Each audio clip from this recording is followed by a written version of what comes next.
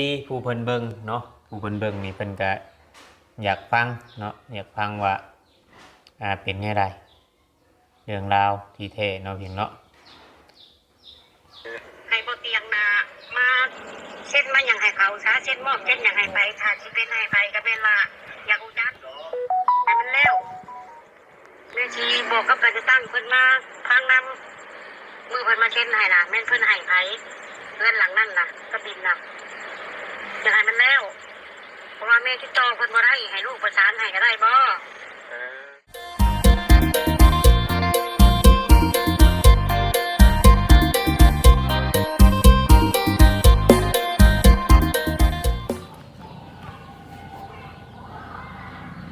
กับสบายดีเนาะแม่พี่น้องFCเบิร์ดสุคนเนาะพี่น้องเนาะทางฝั่งไทยฝั่งลาวหรือว่าทางต่างประเทศพี่น้องที่เข้ามาเบิ่งมาชมเข้ามาให้กำลังใจเนาะกดไลค์กดแชร์ทุกคลิปพี่น้องเนาะว่าสิอยู่ทางไกลเนาะอยู่ทางอเมริกาอยู่ทางต่างประเทศมันหลายประเทศเนาะพี่น้องเนาะที่ว่าเพิ่นเข้ามาเบิ่งมาชมคนลาวคนไทยเนี่ยพี่น้องเนาะแม่ๆ FC เข้ามาสนับสนุนคลิปบ่เวียงเนาะในช่อง YouTube ของบ่เวียงชายใจกันดอยนี่เทต้นเสมอมาเนาะพี่เนาะคอมเมนต์ต่างๆนานาพี่น้องเนาะแต่ว่าเข้ามาให้กำลังใจก็ว่าแม่แล้วก็เข้ามาตามติดคลิปกระแสเนาะเพียงเนาะคลิปกระแสสังคมโซเชียลที่มันหลามากแฮงอยู่ในตอนนี้เนาะเพียงเนาะคือว่าเวียงได้เบิ่งคลิปเนาะเพียงเนาะได้เบิ่งคลิปที่ว่าทางเงิน FC เพิ่นค่ะเป็นอันห่วงหรือว่าสงสารทางเบาเตียงเนาะเพียงเนาะทางเบาเตียงในเรื่องบุญวายในเรื่องบุญวายของครอบครัวนี้นะคุณพี่น้องเนาะก็คือทางเบาเตียงเพิ่นก็ตัดสินใจเดินทางเนาะตัดสินใจเดินทางไปตามนางเตเนาะพี่น้องเนาะตามนางเตให้มาคุยเรื่องนี้เนาะพี่น้องให้มาคุยเรื่องเงินที่ว่าเป็นกำลังที่ทางนี้แบบเบิ่งว่าเวียงสิเอาคลิปลงไปเอาเอกสารน้ำพ่อน้องแต่เองเนาะติดต่อได้อยู่พอกันแต่ว่าอยู่ไกลใต้พวกสุดพวกแข่งกับปลาสัตว์พวกพี่น้องก็มีเหตุผลอีกอย่างต่างๆนะเนาะล่าสุดบ่อเตียงเห็นใช่ในคลิปน้องต้าเราจิตลง2 รอบแหละพี่น้อง2 รอบแหละคือเมย์น้องไล่โทรมาหาเนาะว่าให้บ่เตียงนี่เข้าไปเคลียร์เข้าไปจดเอกสารเขียนเอกสารให้มันแล้วว่าสิมอบกรรมสิทธิ์ให้ไผแค่กับมอบให้ไปเลยเนาะให้มันแล้วให้มันจบที่จริงแล้วมันจบเลยนะจบตั้งแต่มือพ่อบ้านเว้าแล้วว่าสิให้แต่น้องตุ๊กอยู่นี่น้องไล่ไปขึ้นไปอยู่ขึ้นเมียจบเลยนะปากเปล่าก็ยาแต่ว่าเอกสารเราเฮ็ดตามหลังก็ได้เป็นยังคือใจห้อนกันนั่นบัดนี้บ่เตียงก็เลยคิดว่าถ้าน้องแต่มาถ้าพ่อมา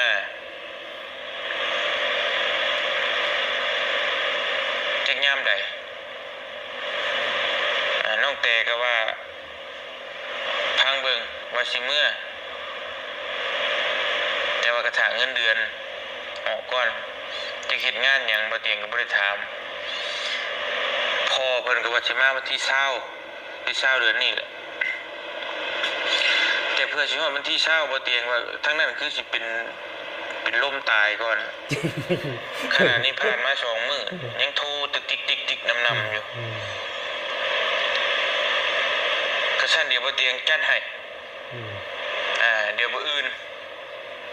บ่เตียงสิตามลงไปรับน้องแต่เองแล้วก็ลงไปเอาเอกสารนำพ่อน้องแต่เองเนาะ บ่เตียงเราจะเป็นคนลงไปเอาเองเด้อบ่เตียงเนาะจบปัญหานี่แหละอยากให้เรื่องนี้มันจบไวๆแล้วก็เสียเวลาเราไปเฮ็ดงานทางอื่น บ่เตียงขออนุญาตเว้าคำแบบคำที่แบบบ่เตียงบ่คุยเว้าหั่นแหละ เบิ่งบัดนี้เนาะพี่น้อง คำหยาบคำมุนแฮง เบิ่งบัดนี้บ่เวียงสิไปเบิ่งการเว้าการจาของทางงานเมเนาะทางเมของน้องใดโทรหาเขาบ่จิตเนาะพี่เนาะทางเมของน้องใดโทรมาหาทางเขาบ่จิตที่ว่าเป็นหยังคือเด้งให้บ่เตียงเอาตัวนั่งแต่ขึ้นมาเฮ็ดให้มันได้เอาไว้นะพี่น้องแทนที่คือว่าเตียงนะเว้าแล้วมันจบตั้งแต่มื้อนำพระว่านพุทธเนาะแทนที่เรื่องมันจบตั้งแต่มื้อนั้นแล้วพระว่านเว้าตั้งแต่มื้อนั้นแล้วเนาะเพียงเนาะแต่ว่าเรื่องนี้มันยังค้างคาอยู่นะพี่น้องก็เลยให้ FC ฟังไปพร้อมๆกันนี่แหละเพราะว่าเฮาก็ฟังจากคลิปวิดีโอหรือว่าเบิ่งคลิปในช่อง YouTube เนาะและ FC ผู้เพิ่นเบิ่งเนาะผู้เพิ่นเบิ่งนี่เพิ่นก็อยากฟังเนาะอยากฟังว่าเป็นแนวใดเรื่องราวที่แท้เนาะเพียงเนาะ ให้บ่เตียงนะมาเช่นมาอย่างให้เขาซะเช่นมอบเช่นอย่างให้ไปถ้าสิเป็นให้ไปก็เป็นว่าอยากรู้จักให้มันแล้วแม่ชีบอกกับการจะตั้งเพิ่นมาทางนำมือเพิ่นมาเช่นให้น่ะแม่นเพิ่นให้ไผเพื่อนหลังนั่นน่ะก็บินน่ะอยากให้มันแล้วเพราะว่าแม่ติดต่อเพิ่นบ่ได้ให้ลูกประสานให้ก็ได้บ่ แต่เรื่องการประสานเช่นบอกบ่เตียง มาแล้วเพิ่นน้ำโซดานี่เพิ่นมาถอดคนชื่อก็แล้วกันบ่มี โอ้ยระเบิดสิเด้อก็จักได้แหละเนาะ ทีมงานน่ะได้คุยกันกับทั้งน้องแต่เพิ่นน่ะเด้อน้องเด้อแต่ว่ายังบ่ทันได้ นี่ช็อตเป็นช็อตหน้าของเมื่อกี้ ฮอดเฮือนแล้ว ว่าน่ะเพิ่นไป น้องไล่กับน้องมวยกลับไปนอนนำมานาปู่ย่าแม่นบ่คืนแม่เนาะโดย มีสุดโอ้นี่ คือในความคิดของน้องมวยน่ะบ้านสิตกเป็นของไผก็ตามแต่ขอเพียงให้ถูกต้องปรองดองกัน แม่ คือในถ้าหากว่าเป็นของน้องใช่กับน้องตุ๊กนี่คือว่าได้เนาะตะกี้นะว่าอยู่น้ำกันเนาะแต่สิต้องสิอยู่น้ำกันได้บ่ใช่สมมติว่าเป็นตัวสำคัญหลักๆเนาะตัวนี้แหละนั่นแหละให้อยู่น้ำกันอยู่ได้จนเฒ่าจนแก่ตก ได้ท้องใหญ่แล้วจะออกไปเฮียนอยู่ไทยน้องๆนั่น เรียนอยู่ทางไง แม่นน้องชอบ แหมมาแล้วต้องเพิ่นน้ำโซดานี่เพิ่นมาถอดคนชื่อก็แล้วกันบ่มีปัญหาหยังจบ จบเสียง พี่น้องเนาะเดี๋ยว มีเสียงแบบนี้บ่ มีการรับรองผม เมื่อนี้ ได้พูดข้าง เวะสักก่อน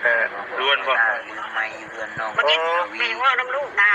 เป็นให้ลูกติดต่อน้ำบ่เตียงได้บ่ โอ้สิบ่ นี่โทรหาเพิ่นได้ ขอคิดเลย เราไปปรับเสียงไว้ไว้มันมีตัวนี้ ให้บ่เตียงนะมา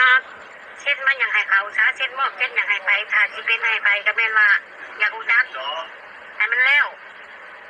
แม่ชีบอกกับการจะตั้งเพิ่นมาทางนำมือเพิ่นมาเช่นให้น่ะแม่นเพิ่นให้ไผเพื่อนหลังนั่นน่ะก็บินน่ะอยากให้มันแล้วเพราะว่าแม่ติดต่อเพิ่นบ่ได้ให้ลูกประสานให้ก็ได้บ่ แต่เรื่องการประสาน เช่นบอกบ่เตียง มาแล้วเพิ่นน้ำโซดานี่เพิ่นมาถอดคนชื่อก็แล้วกันบ่มีปัญหาหยัง เรื่องก็จักได้แหละเนาะ ยก มีแต่เรื่องราวมันนี่ อันนี้ว่าง่ายๆว่ามันสีเข้าค่ายเป็นแผนที่โชงเนาะพี่น้องเนาะเป็นแผนที่โชงเพราะว่าทาง เมื่อกี้นี่เขาก็ได้ยินเสียงเมียของอันน้องไล่น้องเพียงเนาะเข้ามาเสะ ว่าสิเป็นน้องไผกะยาบ้านนี้เนาะสิเป็นน้องไผกะยาอยากอยู่น้ำกันอยากอยู่น้ำกันว่าง่ายๆว่าแผนที่สองนี้ทั้งน้องไล่กับทั้งเมียกับเมียนี่ปฏิเสธนี่สิบ่เอาได้ให้เป็นของน้องตุ๊กนี่เนี่ยอะไรกะน้องตุ๊กนี่ตกอยู่ในกำมือของเขาอยู่แล้วแต่เขาต้องได้อยู่น้ำกันคือเก่าเพราะว่าเขาต้องคุยกันเองในครอบครัวของเขาระวังอันนี้นะในความหมายของอันในความคิดว่าง่ายๆใช่ในความคิดของทางครอบครัวของน้องไล่นี่พ่อแม่ปู่ย่านี่อาจจะคิดว่าระหว่างน้องไล่กับน้องตุ๊กเท่านั้นเนาะในอาจจะบอกคิดว่าน้องเตเนาะบางทีนะเท่าที่ว่าเวียงฟังเนาะเพราะว่าเขาเร่งเดี๋ยวนี้เขาเร่งแค่ว่าอยากให้น้องเตนี่มาเช่นยินยอมมอบชิดให้พวกนี้ซื้อว่าง่ายๆใช่ถามว่านังเตเรากลับมาน้องเพียงเนาะถ้าว่านังเตเรากลับมานี่เราเซ็นยินยอมให้น้องเราหรือว่าน้องติ๊กน้องมิกเนาะน้องตุ๊กเราให้เพิ่น3 คนนี่ก็ทางเงินปู่ย่าของน้องไล่นี่ก็บ่มีสิทธิ์อยู่แล้วแต่ตอนนี้ก็ยังบ่มีสิทธิ์อยู่แล้วเนาะเพียงเนาะแต่ว่าเพิ่นน่ะแบบว่าใจร้อนเกินกว่าเหตุเนาะเพียงเนาะใจร้อนเกินกว่าเหตุแต่ก็โทรมาหาทางบ่จิตเป็นเทื่อที่2เนาะโทรมาหาทางบ่จิตนี่เป็นเทื่อที่2แล้วแทนที่จะโทรมาหาทางบ่เตียงเนาะแทนที่จะโทรหาทางบ่เตียงแล้วก็คุยกันอ่อนยอมเนาะเพียงเนาะหรือว่าบ่อยากให้เฮ็ดกล้องหรือว่าบ่อยากออกกล้องหรือว่ายอมแบบหลังไม้ได้จังฮอดถึงเวลาเอานังเตขึ้นมาจังโอ้ล้มกันก็ยังดีกว่าเลยเป็นทางออกที่ดีในมุมมองของหมอเวียงอันนี้ FC เบิ่ง FC คิดแนวใด FC ว่าอาจสิเป็นแผนชองบ่สิคือคล้ายๆคือกันกับบ่เวียงคิดบ่เนาะเพียงเนาะชาวเวียงคิดนี่อาจจะเป็นแผนที่ว่าเขาคิดนะในความคิดของเขานะมีแต่ว่าอยากให้นักเตะเนี่ยมาเซ็นมอบให้เป็นของน้องตุ๊กนะเพราะว่าถ้าเป็นของน้องตุ๊กนี่เขานี่ยังสิมีสิทธิ์ในอยู่ในหันแต่กับเวลาเอาข้ออ้างของเขานี่คือว่าถ้าน้องตุ๊กเจ็บท้องกลางค่ำกลางคืนผู้ใดจะเบิ่งผู้ใดจะดูแลเนาะเพียงเนาะผู้ใดจะเบิ่งผู้ใดจะดูแลต้องอยู่น้ำกันเนาะถ้าว่าคิดแบบนั้นแต่มือแรกนะเป็นยังคือโบคิดเนาะเพราะว่าพอเตียงแล้วก็ฮุบเสื้อผ้านะแพร่ฮุบเครื่องฮุบของขึ้นไปอยู่แล้วบัดฮุบลงคือเก่าว่าบกหักบ่พอใจคำน้องตุ๊กฮุบเครื่องทั้งเมียว่าไรกับสีเมื่อหรือว่าน้องตุ๊กนี่อาจจะเว้าเสกให้ทั้งป้านำบอกคือว่าในไรเนาะเพียงเนาะตัวนี้ก็เพราะว่าเด็กน้อยเว้าออกมาโดยที่ว่าโบคิดยังเว้าไปเลยปล่อยน้องตุ๊กนี่คนน้ำอ้ำอึ้งอยู่แล้วถามอย่างนี้โอ้ยเพื่อสิตอบได้นี่ก็เติบนึงพี่น้องไงเนาะในการเว้าคือ FC เห็นเนี่ยพี่น้องเนาะเราก็อยากเว้าให้ทั้งเอื้อยนี้หลายอย่างเนาะว่าทั้งเอื้อยนี่หลายอย่างโดยที่บ่คิดถึงที่ว่าเอื้อยก็เลี้ยงมาเป็นไงว่าง่ายๆซะเนาะแม่นอยู่บ่ไรไปหาเงินหาหยังกันเนาะของแนวในตอนนั้นก็ทางบ่ไรเราก็เป็นผัวเนาะผู้เป็นผัวมันก็ต้องไปหาอยู่แล้วเงินมาเลี้ยงครอบครัวมาเลี้ยงเมียเนาะเพียงเนาะก็คือน้องเตนี่ไปชุมเฮาไปท้ายไปท้ายก็มายุ่งมายุดบ่ได้แต่งฮอดตนฮอดโตคือว่าเนี่ยซ้ำเมลูกอ่อนพุ่นแหละในตอนนั้น น้องๆก็3คนเนาะพี่เนาะอันนี้บ่เวียงก็ในความคิดความเห็นพี่น้องเนาะก็ถือว่านั่นอยู่ที่นี่การเว้าและการกระทำของน้องๆในมือนั้นการเว้าการกระทำของน้องๆในมือนั้นนะครับหลังจากที่บ่อเตียงเนาะเราไปคุยกับทางน้องไซก็เกิดอารมณ์เบาลา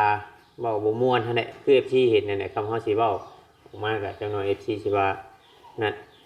คือ FC เห็นนะเว้าแหลกลานเว้าในนั้นในนี้นี่ก็คันว่าเพิ่นถ่ายเป็นหน้าสดเป็นนั่นอันนี้ให้เบิ่งเนาะพี่น้องแล้วก็มาหาทางน้องได้ก็เว้าเอามาเรื่องคำเก่าๆมาเว้าง่ายๆว่าแบบบ่อยากให้เว้าเตียงนี่ถามหยังเลยนะพี่น้อง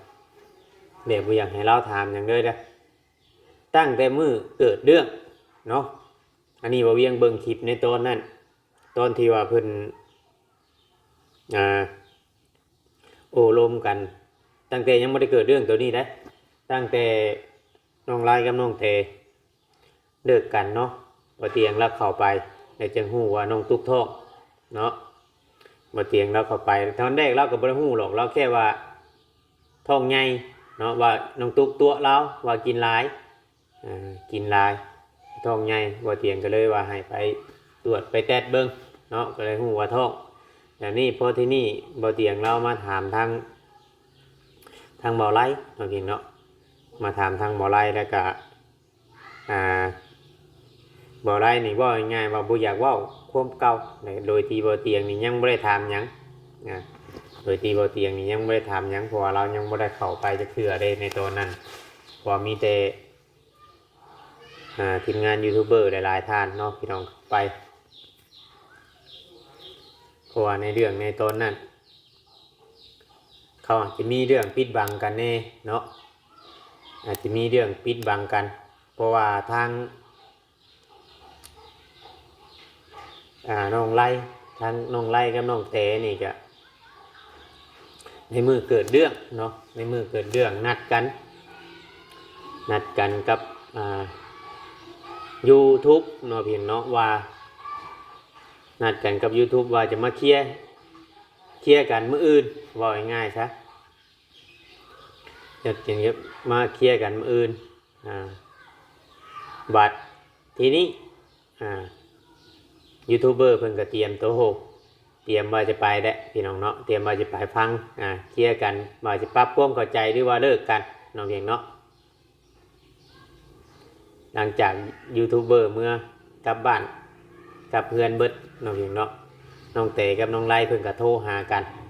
แล้วก็ไปปรับความเข้าใจกันว่าต่างคนต่างไปแล้วก็ว่าเฮ็ดคือบ่มีหยังเกิดขึ้น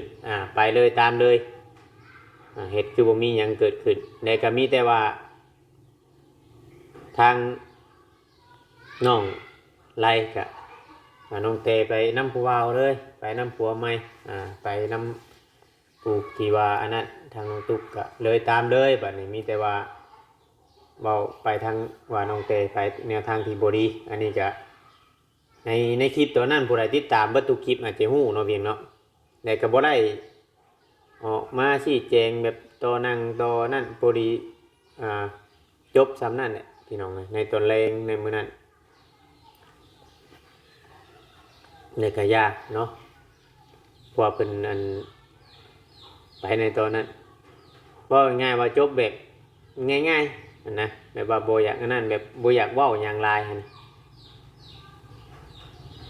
ในความคิดความเห็นของเขาเจ้านะว่าคือตอนนั้นน้องไล่กับเราว่าเราบ่เอาเลยนะเราว่าเราบ่เอาหยังเลยดิในตัวนั้นก็มันสิง่ายเราว่าเราบ่เอาหยังยุกให้เป็นของตุ๊กคำว่ามันเป็นแบบสั้นตั้งแต่เละเนาะคำว่ายุกให้เป็นของน้องตุ๊กนี่เรื่องมันกับสิโบโซโบยังแล้วก็ทั้งอัน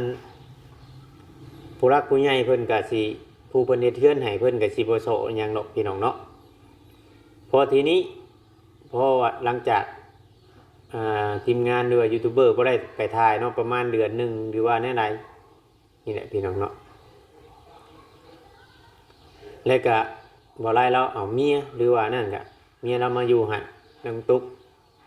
ก็ลงไปนอนอยู่นั่นก็เลย